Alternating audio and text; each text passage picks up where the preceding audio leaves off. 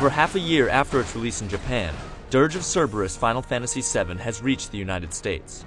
Due to poor reviews and underwhelming fan reactions, Square Enix has tweaked much of the game to appease American gamers. While the changes have definitely improved the third-person shooter, they don't prevent it from being a mixed experience.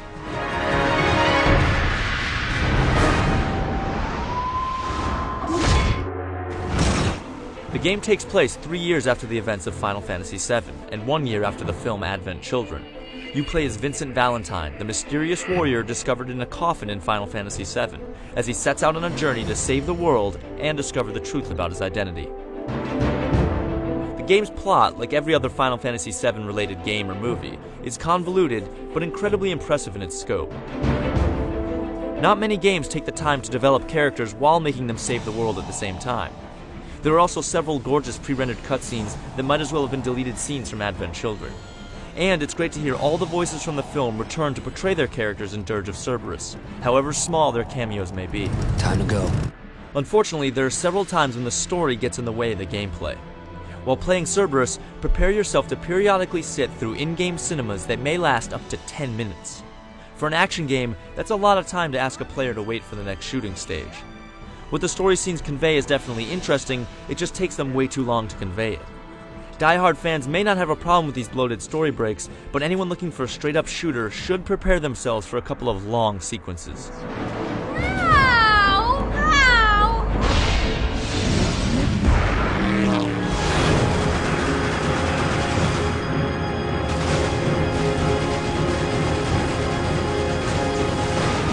Square Enix's new additions to Cerberus' gameplay almost make it feel like an entirely different game.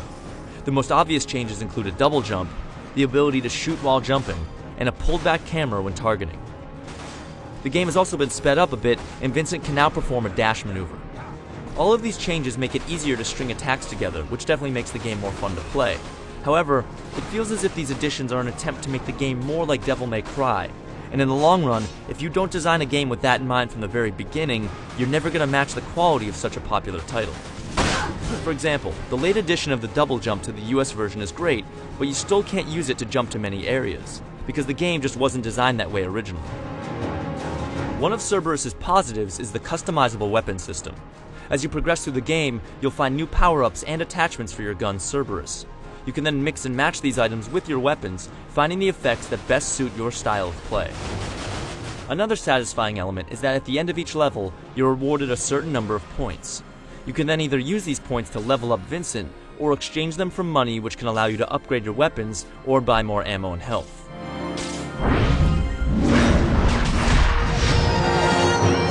In Dirge of Cerberus, the Final Fantasy VII universe is detailed in all its robust glory, especially in the beautiful pre-rendered sequences.